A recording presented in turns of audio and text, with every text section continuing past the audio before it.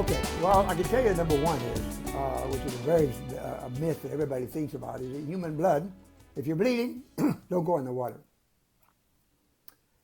because the sharks will attack you, or if there's a shark.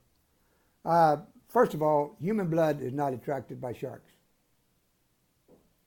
We've done tests on that several times, not one time, but many times.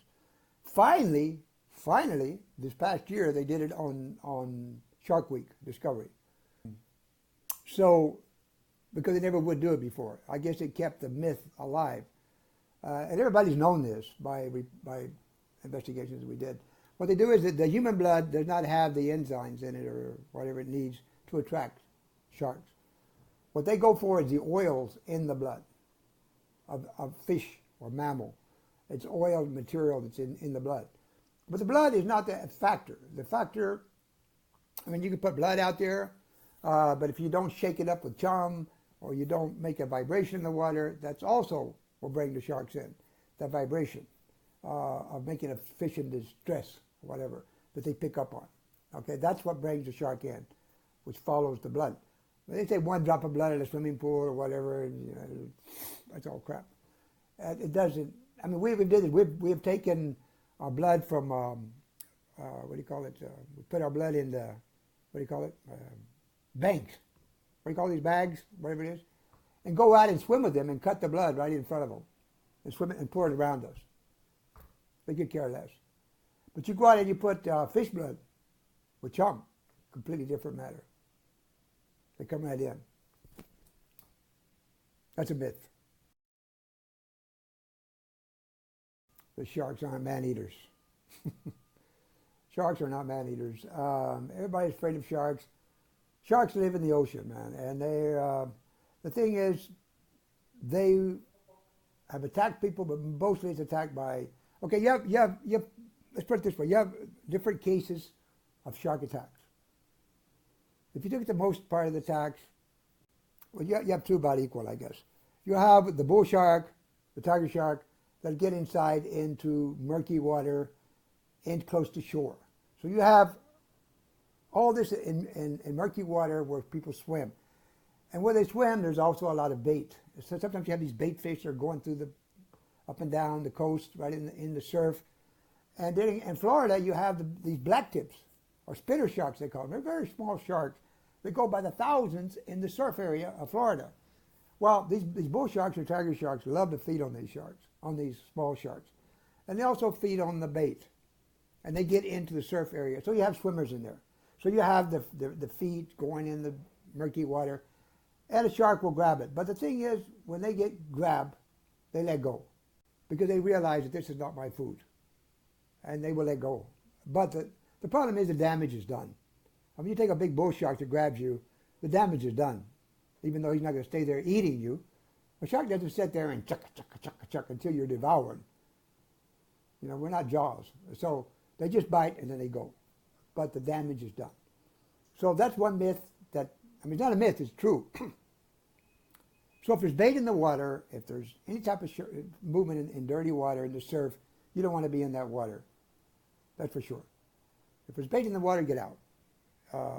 Period. The other one is surfers. Now the surfers are hit by two types of sharks: great whites and tigers. Why?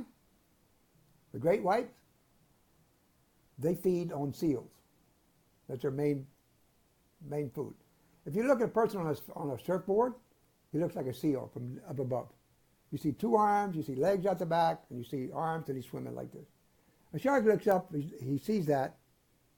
It looks to him like a seal. So these sharks are ambush hunters. So they're not there just like, oh, shoot, whoop. No, they're there already. And they're circling. The great white will take, and I've proven this so many times. I've tried to put this out, so many programs. Nobody listens to me. But I got it on film, time after time after time, that a great white will make the same pass 3 times. On the 4th is when he hits. And I have seen this, I have filmed it so many times. It's like he's following like on a string, on a puppet. No variation of the area. If there's a rock in the back, you'll see the rock in the back again, the same angle, never change. It's like he's following the same circle. 1, 2, 3, and on the third, he starts to slow down. And he makes a different angle. And that third, then he's going to attack. Because he's changing now, he's dropping the fins, he's turning, he's going for whatever has been making him circle. That's a great white. And he'll go for it. Whop it out. So that shark's been down there already. He's not just coming up to grab you. He's checking out the situation. So he hits it, but so many times the shark has hit the leg of the person or whatever it is and the board, but the damage is done. And he's gone. Okay? On occasions, it's been proven the shark will come back and take it again. This is very rare, but it has happened. So you can't just say it never happens. But 99.5%, that's the way it turns out. A tiger shark, same thing. Ambush hunter. Bull shark, ambush hunter. But the tiger shark feeds on turtles. That's his main food. He loves turtles. So another thing of, well, they've attacked surfers, but the same thing. They look like a turtle to them. And it's also been proven that on long boards, short boards, a tiger shark will attach more of a short board than a long board. Because it looks more like a turtle. I mean, we've taken out surfboards, and I can show you on film if you want one day of us using surfboards to see what happens. We're around great whites or tigers and everything, and what they attack, how they attack. We were using surfboards with nothing on them, surfboards with a piece of tuna on them, and surfboard with a anti-shark deterrent attached in the board to see if it really works. So we've done these investigations, and but we were doing this with the great white, and actually we put it on Discovery on Shark Week, and we had this big female great white, and we had one with tuna on it, and she came in and she just took it, you know, and then we had the one with the deterrent that's supposed to keep the shark away, built inside the surfboard. So she's coming around, and she was really mad. She was really pissed. She said, man, I don't like what's going on here. And finally, she just goes down, and she goes down probably about 30 feet, and filming it, taking down filming on it, and she goes down and she turns up, and she's about a 3,000-pound great white. And she just beelines to the surface. And she hits that fucking surfboard, bam, and knocks it completely out of the water. And it went flying in the air like that, and ended up hitting on top of the boat. And my wife is filming it. She got that film for Shark Week. I mean, she was set up on top filming it. You know, it was like, I mean, she said, I'm not going to bite it, but I'm really mad. You know, so she hit it.